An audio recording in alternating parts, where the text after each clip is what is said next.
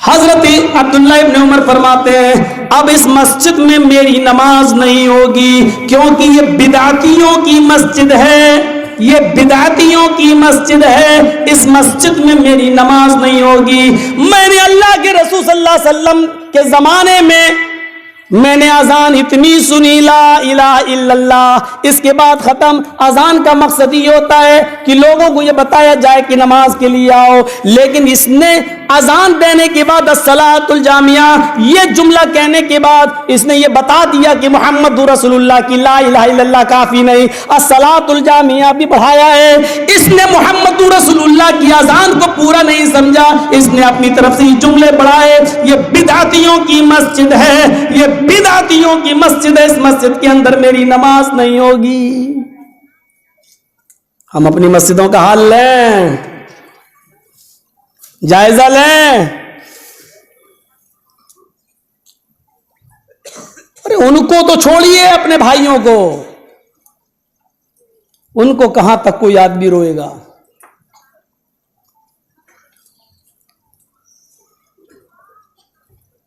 ابھی دیکھ لیجئے یہ مہینہ ختم تھوڑی ہوا ہے، اس مہینے کی 12 تاریخ کو جو ہوا ہوگا وہ سب آپ نے دیکھا ہوگا، آپ کی آنکھوں کے سامنے منظر آیا ہوگا۔ 50 بار میں نے اس پر خطاب کیا اور صرف ایک ہی تو بات کہتا رہا میں پوری زندگی سے۔ اللہ کے رسول صلی اللہ علیہ وسلم کو نبوت ملی 40 سال کے بعد، اور آپ اس دنیا سے رخصت ہوئے 63 سال کی عمر میں۔ کتنے سال زندہ رہے نبوی زندگی؟ 23۔ کیا 23 سال میں کیا اللہ کے رسول صلی اللہ علیہ وسلم نے کبھی اپنا جنم دن خود منایا ہے؟ پورا قرآن تمہارے سامنے موجود ہے، ایک دلیل دے دو۔ بخاری، مسلم، ترمذی، نسائی، ابو داؤد، ابن ماجہ، بیہقی، دارمی، مسند احمد، موطا امام مالک، حدیث کی ان ساری کتابوں کو اٹھا کر ہمیں ایک دلیل دے دو۔ 23 سال کی نبوی زندگی میں اللہ کے رسول نے کبھی اپنا جنم دن منایا؟ دو، سب سے پہلے صبح اٹھ کر مولانا جرجیس جنم دن منانے کا، سب سے پہلے ہم پوری جماعت کے سامنے دھڑلے کے ساتھ ڈنکے کی چوٹ پر اعلان کر رہا ہوں، چلو نہیں منایا۔ اللہ کے رسول کے بعد ابو بکر صدیق ہے، 2 سال زندہ رہے، دے دو، انہوں نے کبھی منایا؟ سسر تھے، اور کون تھے؟ سسر۔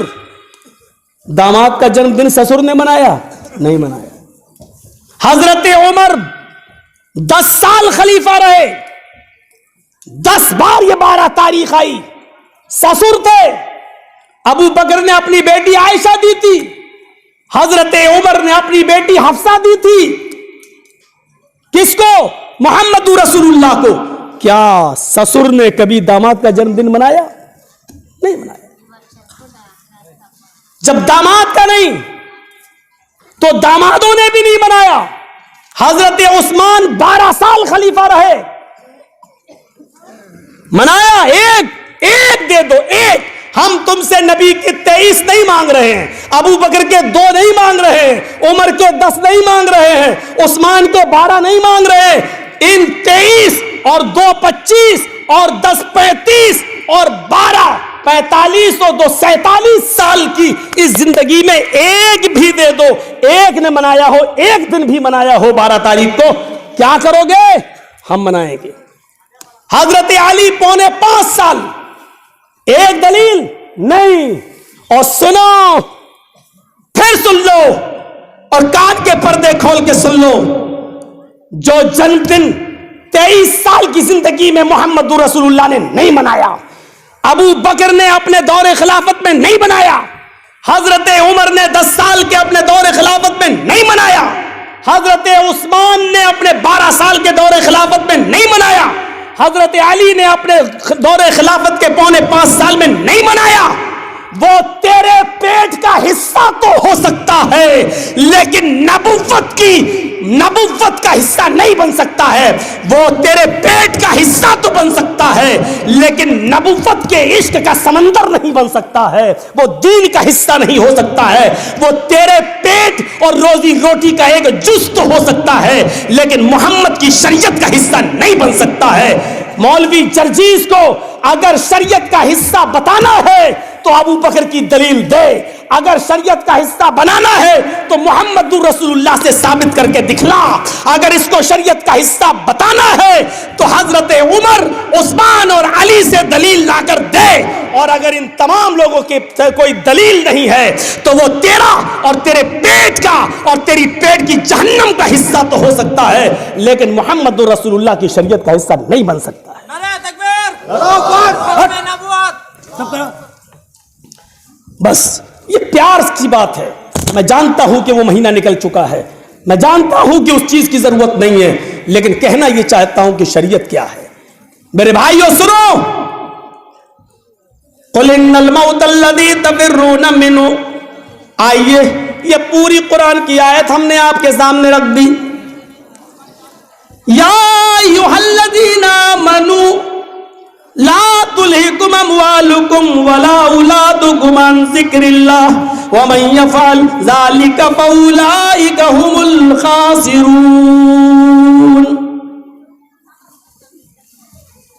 مسلمانوں, تمہیں تمہارے مال, تمہیں تمہاری اولادیں, تمہیں اللہ کے ذکر سے غافل نہ کر دیں,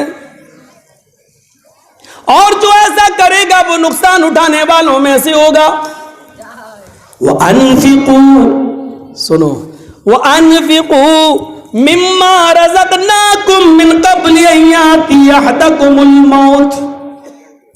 اللہ نے جو روزی دی ہے, اللہ نے جو رزق دیا ہے, اللہ نے جو مال حلال تمہیں دیا ہے, اللہ نے تمہیں جو روزی دی ہے, جو رزق دیا, من قبل ان یاتی احدکم الموت, اس رزق میں سے تم اللہ کی راہ میں خرچ کرو, اس رزق میں سے تم اللہ کی راہ میں خرچ کرو. کب تک؟ من قبل ان یاتی احدکم الموت, اس موت کے آنے سے پہلے اللہ نے جو رزق دیا ہے اس میں سے خرچ کرو اللہ کی راہ میں. کب تک؟ اس موت کے آنے سے پہلے. جب موت کا فرشتہ تمہارے سینے پہ سوار ہو جائے, تمہاری روح نکالنے لگے, تو تمہاری زبان سے یہ نکلنے لگے, لولا اخرتنی الی اجل قریب, اے اللہ مجھے تھوڑی سی مہلت دے دے. مہاجن ہو کوئی, سرمایہ کار, اللہ بہت بیمار ہو گیا ہوں, موت کا فرشتہ میرے سامنے آنے لگا ہے, ہمیں اٹھنے کی طاقت نہیں رہی, اللہ پتہ نہیں کب مر جائیں, مجھے تھوڑی سی مہلت دے دے. اللہ اتنی مہلت دے دے کہ میں چیک پھاڑ دوں, ICI بینک میں سے 1 کروڑ روپیہ نکال کر میں دے دوں تیری مسجد کے لیے, تیرے گھر کے لیے, مدرسے کے لیے. فَأَصَّدَّقَ وَأَكُن مِّنَ الصَّالِحِينَ. اللہ مجھے تھوڑی سی مہلت دے دے, میں صدقہ کر دوں, خیرات کر دوں اور نیک لوگوں میں سے ہو جاؤں.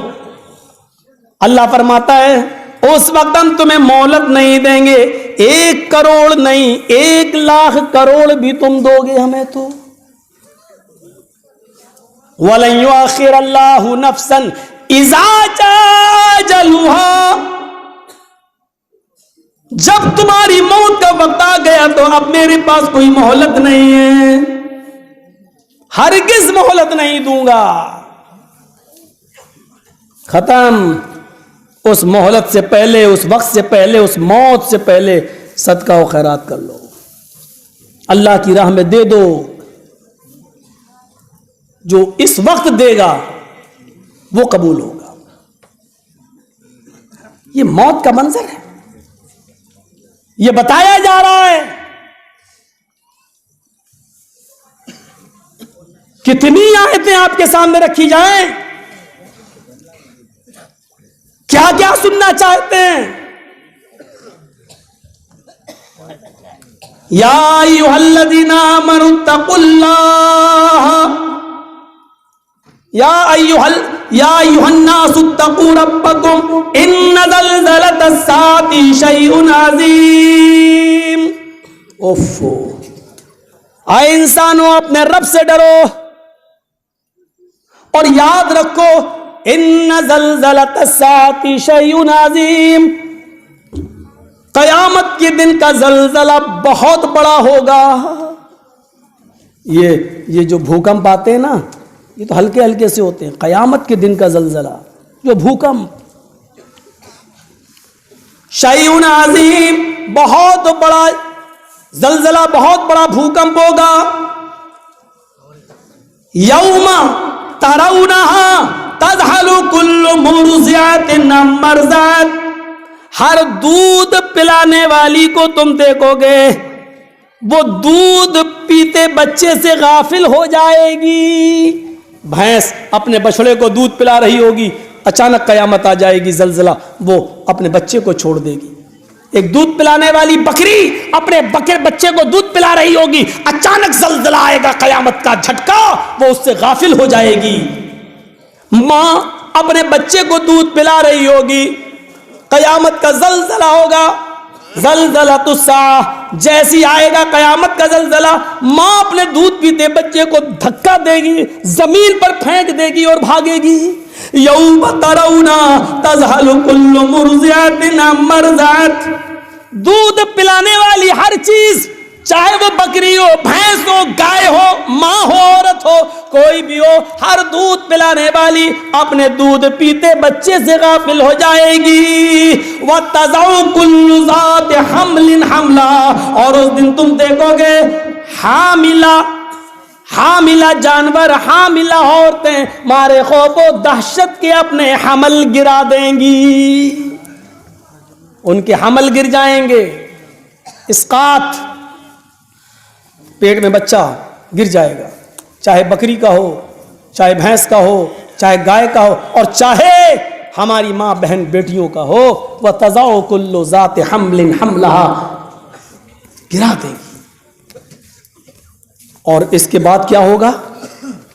دودھ پیتے جانور اپنی ماں کو اور دودھ پلانے والے جانور اپنے بچوں کو چھوڑ دیں گے.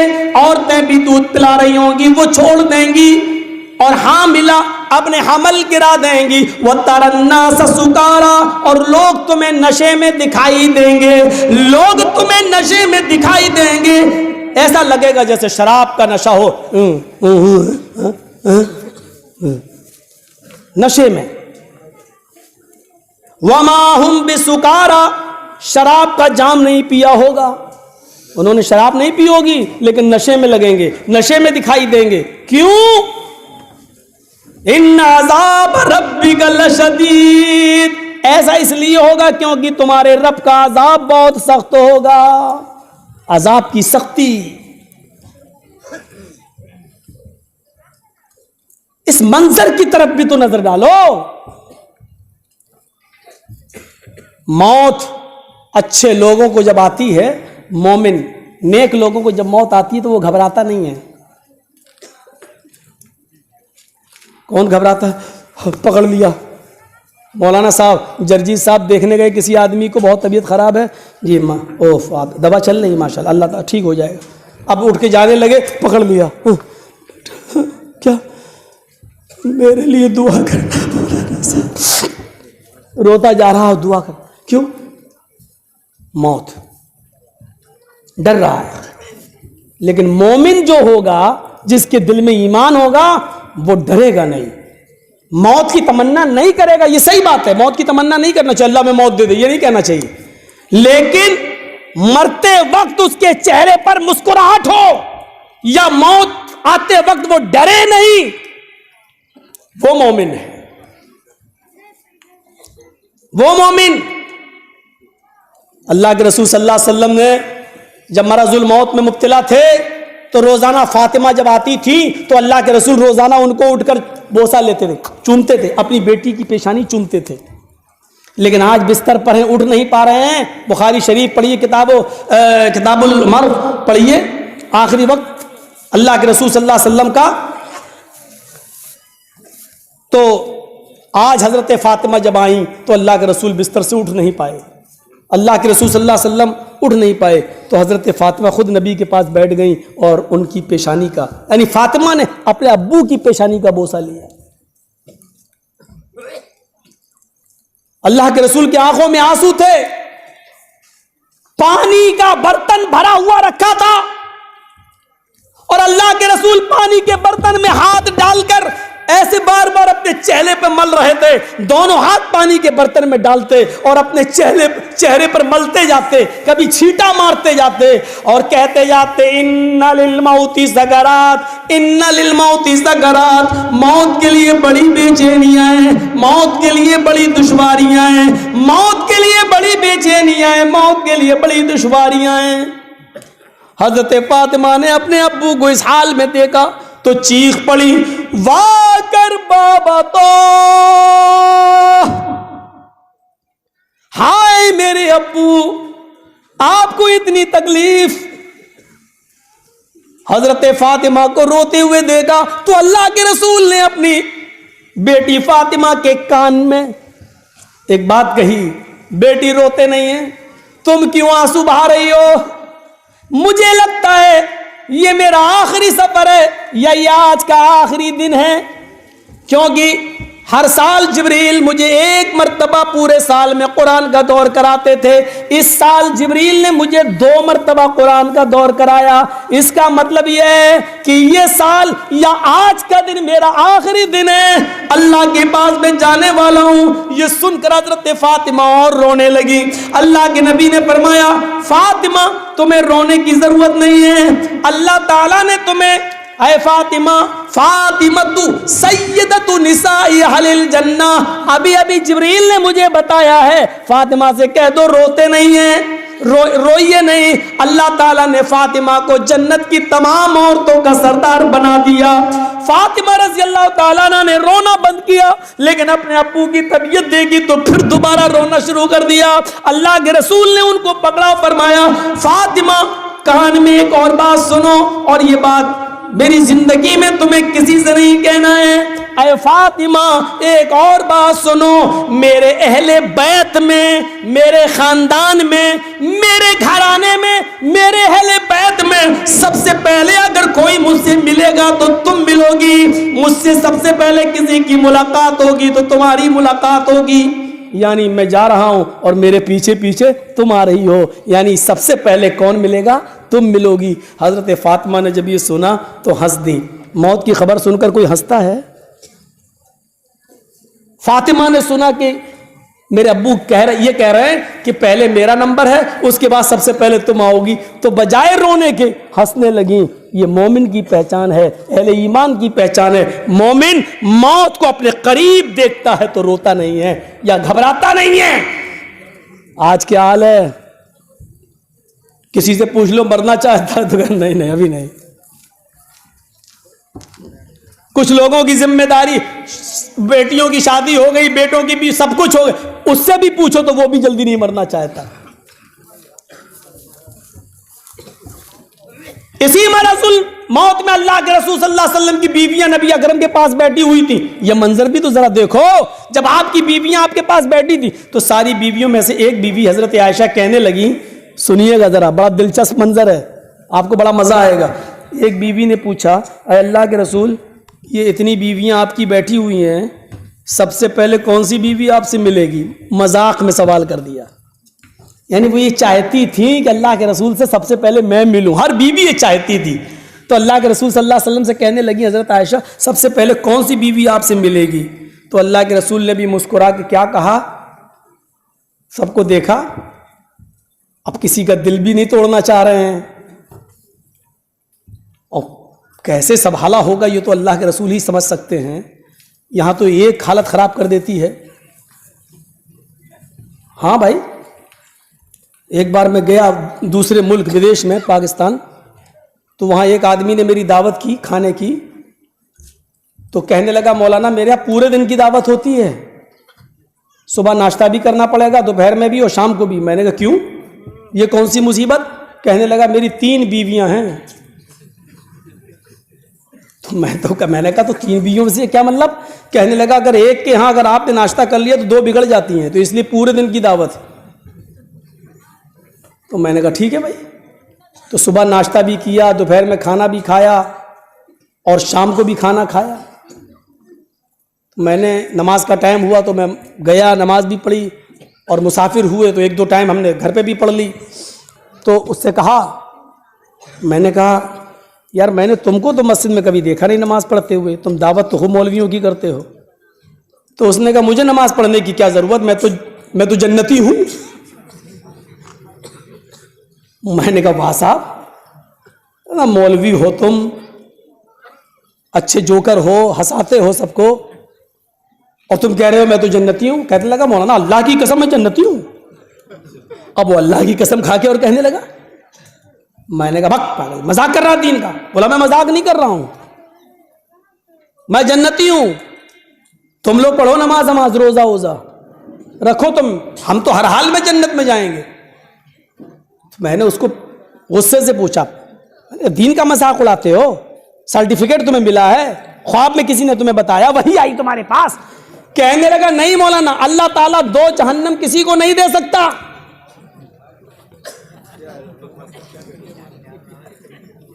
کہنے لگا چھوڑیے وہ، اللہ تعالیٰ 2 جہنم کسی کو نہیں دے سکتا۔ میں نے کہا کیا مطلب؟ بولا 1 جہنم میں نے دنیا میں دیکھ لی۔ میں نے کیوں کیسے؟ بولا 3 بیویاں کر کے میں نے 1 جہنم دنیا میں دیکھ لی، اب دوسری جہنم اللہ 2 جہنم دے ہی نہیں سکتا ہے۔ آپ کی کتنی بیوی ہیں؟ میں نے کہا 1۔